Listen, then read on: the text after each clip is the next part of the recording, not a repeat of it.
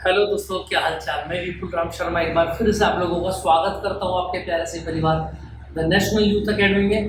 दोस्तों, मैं लेकर आया हूं एक बेहतरीन कंसेप्ट के साथ एक नया चैप्टर हम स्टार्ट करेंगे, चैप्टर नंबर 5, जिसमें मैंने लास्ट टाइम काफ़ी सारी चीज़ें आपको बताई थी। और आज इस चैप्टर को स्टार्ट करते हैं। चैप्टर की अगर हम बात करें तो चैप्टर का नेम हो जाता है चुंबकत्व एवं द्रव्य। ठीक है दोस्तों, याद रखना चैप्टर नंबर, ये जो 4 चैप्टर हैं हमारे, ठीक, इससे पहले 4 और 5, 6 और 7 ये मिलकर के 17 नंबर के एग्जाम में आने वाले हैं। और 17 नंबर किसी एग्जाम में आना बहुत बड़ी बात होती है। तो 17 में से 17 को हम करने के लिए यहाँ पर आपके सामने आए हैं। एक एक कॉन्सेप्ट को बहुत सरल तरीके से आपको यहाँ पर समझाएंगे दोस्तों। चलिए स्टार्ट करते हैं अपने आज की बात को। तो जैसा कि आपने हेडिंग भी देख लिया होगा थंबनेल पर, आज हम पढ़ेंगे कि भूचुंबकत्व क्या होता है, अक्ष क्या होते हैं और यामोत्तर यानी कि मेरिडियन क्या होते हैं। तो अपनी कॉपी पेंसिल लेकर के बैठ जाइए, साथ साथ नोट्स बनाते चलिए, बहुत मजा आने वाला है। चलिए तो देखिए यार, सबसे पहले अगर मैं भूचुंबकत्व की बात करूं दोस्तों, तो भू का मतलब क्या होता है, भूमि, और चुंबकत्व का मतलब तो आप जानते ही हैं, वस्तुओं को, लोह जनित वस्तुओं को आकर्षित करने की जो प्रक्रिया है वो एक चुंबक के अंदर होती है, जिसमें ध्रुव बने रहते हैं, वो भी एक चुंबक के अंदर होती है। और नॉर्थ से रेखाएं निकलती हैं, चुंबकीय बद्ध रेखाएं, जो घूम करके कर्व बना करके साउथ पोल में फिर दोबारा आ जाते हैं।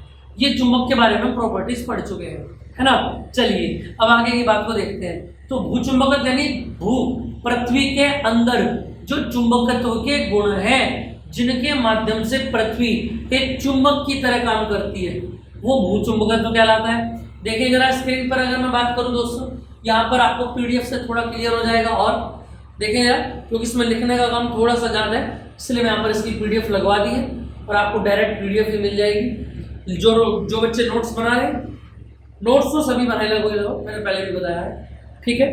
देखें क्या बताया भैया, भूचुंबकत्व क्या होता है, अर्थ मैग्नेटिज्म क्या होता है। चुंबकत्व एक ऐसी शाखा है जिसमें हम पृथ्वी के चुंबकत्व का अध्ययन किया जाता है, जिसमें पृथ्वी के अंदर मैग्नेटिक पावर क्या क्या है उसको आप पढ़ेंगे दोस्तों। भूचुंबकत्व कहलाता है। सन 1600 ईस्वी के लगभग सर विलियम गिलबर्ट ने बताया, कौन थे, 1600 ईस्वी में सर विलियम गिलबर्ट, ठीक है, इसको अंडरलाइन कर लेंगे आप, ने बताया कि पृथ्वी चुंबकत्व की भांति व्यवहार करता है, क्योंकि पृथ्वी के भीतर एक विशाल छड़ चुंबक है ना। ग्रेविटी तो भाई, कोई वस्तु आप छोड़ोगे तो नीचे गिरेगी, ये तो हो गया गुरुत्वाकर्षण। लेकिन पृथ्वी के अंदर नॉर्थ पोल और साउथ पोल आप सभी ने देखे, उनको वो बोलते हैं भौगोलिक पोल, ज्योग्राफिकल पोल। जो पहले से बने हुए हैं वो वस्तु भौगोलिक कहलाती है, और चुंबकीय वे हैं जो हम उनको बनाएंगे।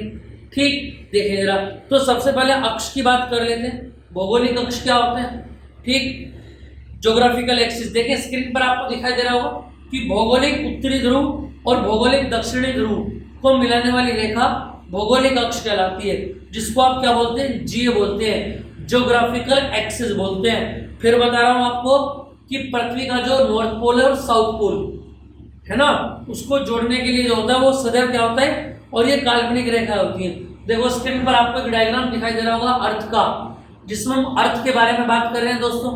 और अर्थ आपको दिखाई दे पा रही है, हल्की सी बैंड होती है, तिरछी होती है, और उसमें आपको दिखाई दे पा रहा होगा कि सबसे बीच में से रेखा जाती है भूमध्य रेखा, जिसको विषुवतीय रेखा भी बोलते हैं। ऊपर से कर्क रेखा, नीचे से मकर रेखा, मकर रेखा।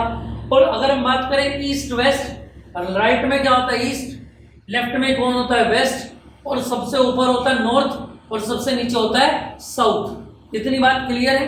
तो उत्तरी ध्रुव और दक्षिणी ध्रुव आपको इस डायग्राम में दिखाई दे पा रहे होंगे। ये ग्लोब मैंने आपको यहाँ पर दिखा दिया है। चलिए अपने वीडियो पर वापस आते हैं। देखें जरा, चुंबकीय अक्ष क्या होता है, मैग्नेटिक एक्सिस। अब देखो, चुंबकीय उत्तरी ध्रुव और चुंबकीय दक्षिणी ध्रुव को मिलाने वाली रेखा क्या कहलाती है, चुंबकीय अक्ष कहलाती है।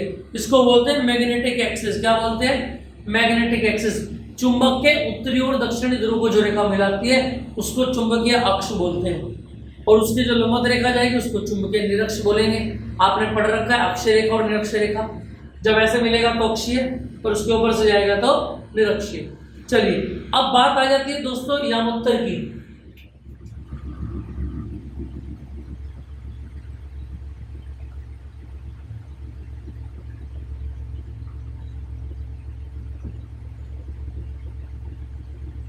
यामोत्तर क्या हो जाते हैं? दो यामोत्तर होते हैं, याद रखना, भौगोलिक यामोत्तर और चुंबकीय यामोत्तर। दो प्रकार के यामोत्तर होते हैं। इतनी बात समझ में आ पा रही है? देखो उसको डायग्राम से मैं पहले बताया था, फिर आपको उसका डायग्राम भी बना के दिखाऊंगा। भौगोलिक यामोत्तर कौन होते हैं देखें आप। भौगोलिक उत्तरी ध्रुव तथा दक्षिणी ध्रुव को मिलाने वाली भौगोलिक अक्ष से होकर जाने वाले ऊर्ध्वाधर तल को, याद रखना कि भौगोलिक के उत्तरी और दक्षिणी ध्रुव को जो मिलाने वाली रेखा है, यानी कि भौगोलिक अक्ष, उससे जो लंबवत रेखा होकर जाएगी उसको भौगोलिक यामोत्तर बोलेंगे। यामोत्तर का मतलब होता है लंब, ठीक है। और चुंबकीय यामोत्तर में भी ऐसी बात आपको यहाँ पर देखने को मिलेगी कि जो आपका चुंबकीय उत्तरी ध्रुव है और जो चुंबकीय दक्षिणी ध्रुव है, इसको क्या होगा, इसके जो लंबवत रेखा हो जाएगी, इसको मिलाने वाली रेखा के लंबवत, यानी चुंबकीय अक्ष से जो रेखा लंबवत होकर के जाएगी, है ना, जैसा डायग्राम में आपको दिखाऊंगा अभी, वो क्या कहलाएगी, आपकी चुंबकीय यामोत्तर कहलाएगी। चुंबकीय बल रेखाओं की दिशा और पृथ्वी के भीतर विशाल चुंबकीय उत्तरी ध्रुव से दक्षिणी ध्रुव की ओर होती है, यानी नॉर्थ से कहाँ चलती है, ये साउथ की ओर को चलती है। इतनी बात दिखाई दे रही है सभी को? यहां तक कोई दिक्कत? चलो दोस्तों, क्लियर हो गया आपको?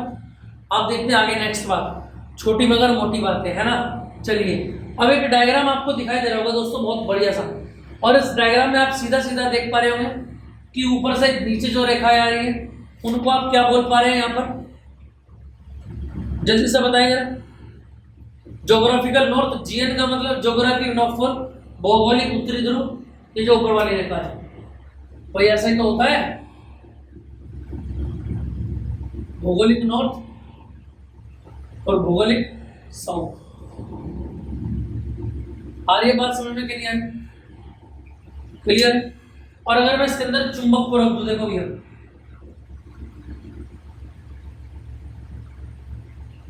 चुंबक को अगर मैं इसके अंदर रख देता हूं तो याद रखना ये मैग्नेटिक साउथ बनेगा, ये मैग्नेटिक नॉर्थ बनेगा। क्लियर बात समझ में आ रही है? और दिशा मैंने आपको बताई थी, ये नॉर्थ से निकल कर कहां पर जाएंगे,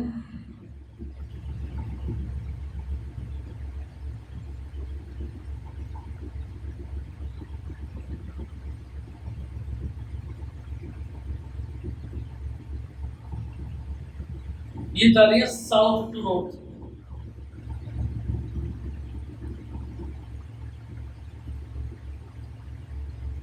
क्लियर है भैया? इतना डायग्राम आपको दिखाई दे पा रहा होगा। तो भौगोलिक अक्ष को समझ में आ गया, अक्ष, और चुंबकीय अक्ष क्या होता है, ये वाला चुंबकीय अक्ष होता है। इतनी बात क्लियर हो जाती है।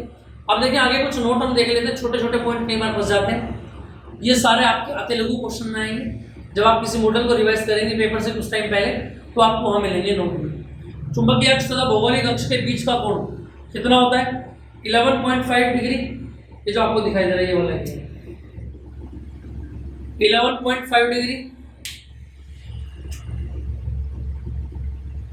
11.5 डिग्री या 11.3 डिग्री। पृथ्वी का चुंबकीय क्षेत्र पृथ्वी की सतह पर भिन्न भिन्न स्थानों पर भिन्न भिन्न होता है, यानी चुंबकीय क्षेत्र परिवर्तित हो जाता है हर जगह।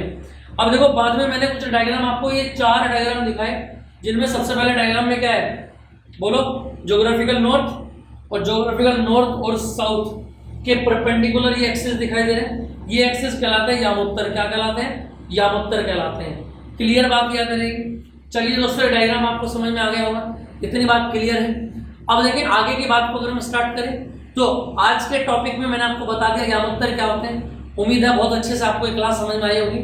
अगली क्लास में मिलेंगे कुछ नए टॉपिक के साथ। आपको जिस टॉपिक आपका वीक है उसको कमेंट बॉक्स में कमेंट जरूर सेक्शन करें, ठीक है। उसी के ऊपर हम वीडियो लेकर के आएंगे और बेहतर तरीके से, सरल तरीकों से आपको चीजों को समझाने की कोशिश करेंगे और आपकी रुचि को फिजिक्स के अंदर बढ़ाने की पूरी कोशिश हम करेंगे। जय हिंद साथियों।